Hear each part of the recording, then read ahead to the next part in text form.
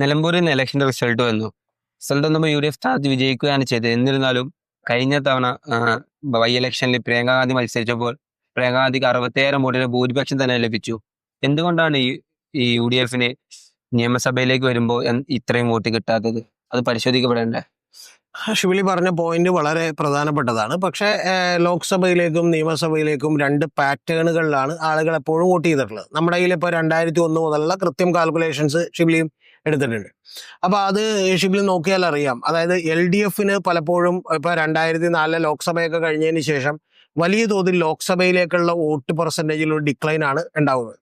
എന്നാൽ അതേ സമയം തന്നെ അസംബ്ലി തെരഞ്ഞെടുപ്പ് നോക്കുമ്പോൾ 2001 നിയമസഭയിലേക്ക് നോക്കിയതിന് ശേഷം താഴേക്ക് നമ്മൾ നോക്കുമ്പോൾ കോൺഗ്രസിനും UDFനും ഒക്കെ വലിയ തോതിൽ ഒരു ഡിക്ലൈൻ ആണ് ഉണ്ടായിട്ടുള്ളത്. അതായത് 2001 49%, 2024 21 വരുമ്പോൾ 36% UDFന്റെ വോട്ടുകൾ കുറയുകയാണ്. കോൺഗ്രസിന് അതുപോലെ തന്നെ അവർ മത്സരിച്ചിട്ടുള്ള മണ്ഡലങ്ങൾ മാത്രം എടുത്തു വെച്ച് പരിശോധിച്ചാൽ, ഞാൻ പറയുന്നത് അവർ മത്സരിച്ചിട്ടുള്ള 88ഉം 93 മണ്ഡലങ്ങളാണ്. അന്ന് 88ഉം പിന്നെ 93ആണ്. അപ്പോൾ ആ മണ്ഡലങ്ങൾ മാത്രം എടുത്ത് പരിശോധിച്ചാൽ പോലും നമുക്കറിയാം അവർക്ക് ഒരു 31% നിന്ന് 26% വോട്ടുകൾ കുറയാണ് ചെയ്തിട്ടുള്ളത്. അപ്പൊ അങ്ങനെ കുറയുന്നൊരു പാറ്റേൺ ഉണ്ട് എന്നുള്ളത് വാസ്തവമായിട്ടുള്ളൊരു കാര്യമാണ്. പക്ഷെ അങ്ങനെ വാസ്തവമായിട്ടുള്ളൊരു കാര്യമാകുമ്പോൾ പോലും ഒരു പ്രതിപക്ഷം എന്നുള്ള നിലക്ക് ഇവിടെ നമ്മുടെ UDFന് അല്ലെങ്കിൽ കോൺഗ്രസിനൊക്കെ എന്താണ് സംഭവിക്കുന്നത് എന്നുള്ളത് തീർച്ചയായിട്ടും നോക്കേണ്ട ഒരു കാര്യമാണ്. മനസ്സിലായോ? കാരണം അത് എന്തുകൊണ്ടാന്ന് വെച്ചിട്ടുണ്ടെങ്കിൽ ഇപ്പൊ VD സതീശൻ തന്നെ ഒരു ഐഡിയ ആയിട്ട് വന്നിട്ടുള്ളത്, നമ്മൾ 30,000-ലധികം വോട്ടുകൾ നേടി ഭൂരിപക്ഷം കിട്ടിയിട്ടുള്ള നിരവധി മണ്ഡലങ്ങൾ, ഈ 60-ലധികം മണ്ഡലങ്ങൾ കേരളത്തിലുണ്ട്. അപ്പോൾ ആ മണ്ഡലങ്ങളെ ഫോക്കസ് ചെയ്തുകൊണ്ട് നമ്മളൊരു പ്രവർത്തനം നടത്തണം എന്നൊക്കെ പറഞ്ഞ് KPCCയുടെ രാഷ്ട്രീയകാര്യ സമിതിയിൽ അദ്ദേഹം സംസാരിക്കുകയും അതിനെതിരെ അനിൽകുമാർ നിങ്ങളാരാണ് സർവേ നടത്താനെന്നൊക്കെ ചോദിക്കുകയും ചെയ്ത വാർത്തയൊക്കെ പുറത്തേക്ക് വന്നിട്ടുണ്ട്. ആ വാർത്തയൊക്കെ പുറത്തേക്ക് വന്നപ്പോൾ ഇപ്പൊ കഴിഞ്ഞ ലോക്സഭാ തെരഞ്ഞെടുപ്പിൽ തന്നെ അവർ 111 സ്ഥലങ്ങളിൽ UDF വിജയിച്ചേക്കാണ്, ലീഡ് ചെയ്യാണ്. അപ്പൊ അത്തരത്തിൽ ലീഡ് ചെയ്യുന്ന മണ്ഡലങ്ങൾ നിലനിർത്താൻ ഞങ്ങൾ എന്താണ് ചെയ്യേണ്ടത് എന്നുള്ളത് പലപ്പോഴും ആലോചിക്കേണ്ട ഒരു കാര്യമാണ്. ഇപ്പൊ ഡൽഹി തെരഞ്ഞെടുപ്പിൽ BJP എന്താണ് ചെയ്തതെന്ന് വെച്ചാൽ, BJP എപ്പോഴും ശ്രദ്ധിച്ചിരുന്ന ഒരു കാര്യം എന്ന് പറഞ്ഞാൽ കഴിഞ്ഞ 2 ഡൽഹി തെരഞ്ഞെടുപ്പുകളിലായി 7 സീറ്റും UDFന് അല്ലെങ്കിൽ 7 സീറ്റും BJPക്ക് കിട്ടുകയാണ് അവിടെ. പക്ഷെ ആ ലോക്സഭയിലേക്കുള്ള ഒരു അപ്രമാദിത്വം പലപ്പോഴും നിയമസഭയിലേക്ക് വരുമ്പോൾ കിട്ടുന്നില്ല. അരവിന്ദ് കെജ്രിവാളിന്റെയും ആം ആദ്മി പാർട്ടിക്ക് കിട്ടുന്നു എന്നുള്ളതാണ് പ്രധാനപ്പെട്ട കാര്യം. അപ്പൊ അതിനെ തടയാൻ എന്ന് മനസ്സിലാക്കിക്കൊണ്ട് ഒരു മാക്രോ ലെവലിലും മൈക്രോ ലെവലിലുമുള്ള അതിഗംഭീരമായിട്ടുള്ള ഒരു പ്ലാനിങ് നടത്തിക്കൊണ്ട് വളരെ മെറ്റിക്കുലസ് ആയിട്ടുള്ള ഒരു വർക്ക് ഏതാണ്ട് 1.5 കൊല്ലം നടത്തിക്കൊണ്ടുമാണ് അവിടെ കൃത്യമായിട്ട് അവിടെ ഈ പറയുന്ന BJP അധികാരത്തിലേക്ക് വേണ്ടി തിരിച്ച് വന്നത്. ഏതാണ്ട് അതിന് സമാനമായ തരത്തിലോ അല്ലെങ്കിൽ അതിനേക്കാൾ ഗംഭീരമായ തരത്തിലോ ഒരു വർക്ക് ഇവിടെ ആവശ്യമാണ് എന്നുള്ളത് UDFും കോൺഗ്രസും ഒക്കെ കൃത്യമായി മനസ്സിലാക്കണം. അതിന്റെ പ്രധാനപ്പെട്ട കാര്യം എന്താ വെച്ചാൽ, നേരത്തെ ഞാൻ പറഞ്ഞതാണ്, 2001 മുതൽ നിയമസഭകളിലേക്ക് ഇതുപോലെ വോട്ട് കണ്ടിന്യൂസ്ലി ഡിക്ലൈൻ ചെയ്യുകയാണെന്നും ഇനിയും ഒരു BJPക്ക് ഒരു വളർച്ച ഉണ്ടാവുകയോ അല്ല 2016 മുതൽ 2021 വന്ന BJPയുടെ വോട്ടുകൾ കുറഞ്ഞു കൂട്ടാ, BJPയുടെ വോട്ടുകൾ കുറഞ്ഞു. അപ്പൊ അത്തരത്തിൽ പലപ്പോഴും ഇനി മുതൽ ഇത്തരത്തിൽ ഇന്നിപ്പോ ജയിച്ചത് തന്നെ ഷിബിലി അറിയേണ്ടത് ഒരു തേർഡ് ഫോഴ്സ് ആയിട്ട് PV Anwar അവിടെ ഉള്ളത് കൊണ്ടാണ്. അപ്പൊ PV Anwar ഇല്ലായിരുന്നുവെങ്കിൽ എന്ത് സംഭവിക്കുമെന്ന് വെച്ചാൽ ഒരുപക്ഷെ UDFന്റെ ഭൂരിപക്ഷം വലിയ തോതിൽ കൂടുമായിരുന്നു. അപ്പൊ അങ്ങനെ കൂടുമായിരുന്നു എന്നുള്ളത് നമ്മുടെ ഒരു അസംഷനാണ്. അത് ഇനിയിപ്പോൾ വേറെ ഏതെങ്കിലും തേർഡ് ഫോഴ്സ് ആണെങ്കിൽ ചിലപ്പോൾ പിടിച്ചേക്കാം. മറ്റു മണ്ഡലങ്ങളിൽ, ഞാൻ പറയും ഇവിടെ PV Anwar ആണ്, മറ്റു മണ്ഡലങ്ങളിൽ അത്തരത്തിൽ ചിലപ്പോൾ UDFന്റെ വോട്ടുകൾ പിടിച്ചെടുക്കാൻ കഴിയുന്ന ആരെങ്കിലും ചിലപ്പോൾ റിബൽ സ്ഥാനാർത്ഥികളൊക്കെ വന്നാൽ പോലും അത് വലിയ തോതിൽ പ്രശ്നം ഉണ്ടായേക്കാം. അപ്പൊ അതുകൊണ്ട് നിങ്ങൾ എന്ത് ചെയ്യണം എന്ന് വെച്ചാൽ, നിങ്ങളൊരു 49% UDFന് കിട്ടാമായിരുന്ന ഒരു കാലത്തിലേക്ക് തിരിച്ച് വരണം. 65% പ്രിയങ്ക ഗാന്ധിക്ക് കിട്ടുന്ന ഒരു കാലത്തേക്ക് നിങ്ങൾ തിരിച്ചു വരാൻ കുറച്ച് ബുദ്ധിമുട്ടായിരിക്കും, അതൊന്നും ഞാൻ പറയുന്നില്ല.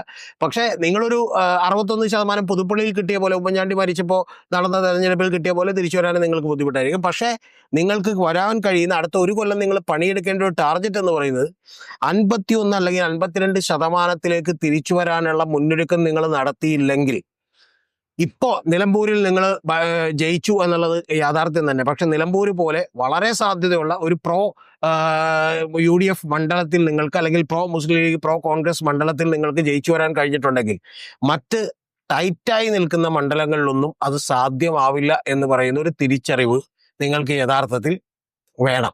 അപ്പൊ അതുകൊണ്ടാണ് ഞാൻ പറഞ്ഞത്, പ്രിയങ്കാന്തിയുടെ താങ്കൾ പറഞ്ഞു, ഷിബിലി പറഞ്ഞു, പ്രിയങ്കാന്തിയുടെ മാത്രമല്ല ഞാൻ പറഞ്ഞ, കഴിഞ്ഞ തെരഞ്ഞെടുപ്പിൽ ഈ പറയുന്ന 9 മണ്ഡലങ്ങളിൽ കൃത്യമായി 11 മണ്ഡലങ്ങളിൽ BJPക്ക് മുൻതൂക്കമുണ്ട്. അതിൽ പലതും സുരേഷ് ഗോപിയുടെയൊക്കെയാണ്. അപ്പോൾ നമുക്കൊരു 7 മണ്ഡലങ്ങളിൽ കൃത്യമായിട്ട് മുൻതൂക്കമുണ്ടെന്ന് വിചാരിക്കാം. 7-8 മണ്ഡലങ്ങളിൽ അവർക്ക് വേണമെങ്കിൽ ജയസാധ്യതകളുണ്ട്. അപ്പോൾ ആ മണ്ഡലങ്ങൾ ഒഴിച്ചു വെച്ചിട്ടുള്ള അല്ലെങ്കിൽ അത്തരം മണ്ഡലങ്ങൾ കൂടി എടുത്തു വെച്ചാൽ എങ്ങനെയാണ് ഒരു മൂന്നാമതൊരാൾ ഉയർന്നു വരുമ്പോൾ ഞങ്ങൾക്ക് വോട്ട് പോകുന്നത് എന്നുള്ളതിനെക്കുറിച്ച് കൃത്യമായി പഠിക്കുകയും ഒരു 60, 80, 85 മണ്ഡലങ്ങളിലെങ്കിലും കൃത്യമായ ഹോംവർക്ക് നടത്തുകയും അടുത്ത ഒരു കൊല്ലത്തേക്ക് ഗംഭീരമായി വർക്ക് ചെയ്യുകയും ചെയ്യേണ്ട ഉത്തരവാദിത്തമുണ്ട് എന്നുള്ളതാണ് ഈ ചോദ്യത്തിൽ നിന്ന് പഠിക്കേണ്ട ഏറ്റവും പ്രധാനപ്പെട്ട പാഠം. അത് പഠിച്ചില്ലെങ്കിൽ UDF വലിയ അപകടത്തിലാണ് എന്ന് തന്നെയാണ് ഞാൻ വിചാരിക്കുന്നത്. അല്ലാതെ ഈ തെരഞ്ഞെടുപ്പിന്റെ വിജയം കൊണ്ട് ആഹ്ലാദിച്ച് അർമാദിച്ചിരിക്കുന്നതിലൊന്നും ഒരു കാര്യവും ഇല്ല.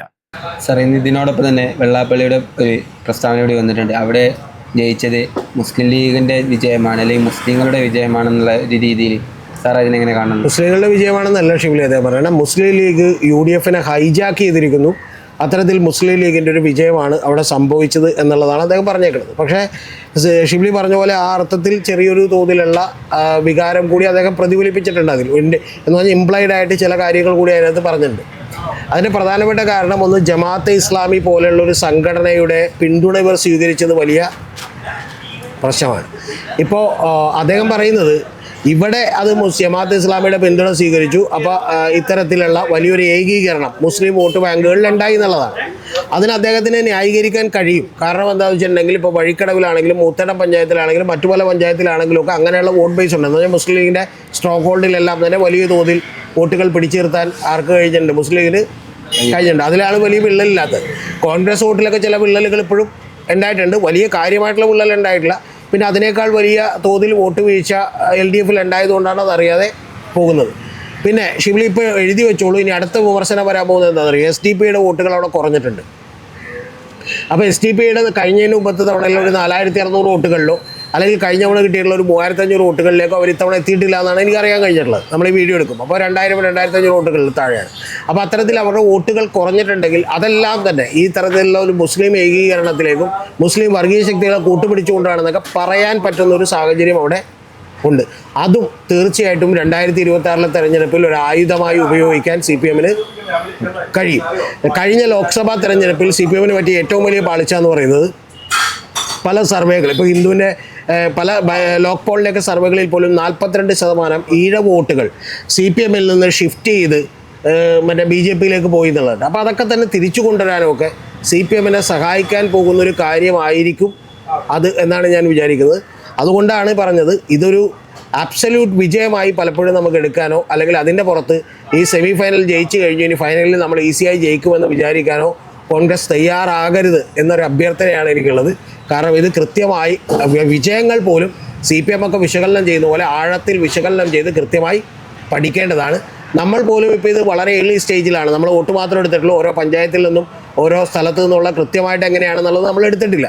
അപ്പോൾ അതെടുത്തിട്ടുള്ള വിശകലനത്തിലേക്ക് ഇവർ പോയില്ലെങ്കിൽ വലിയ ഒരു മലർപ്പൊടിക്കാരൻ്റെ സ്വപ്നത്തിലേക്കായിരിക്കും ഇവർ യാത്ര ചെയ്യുന്നത്.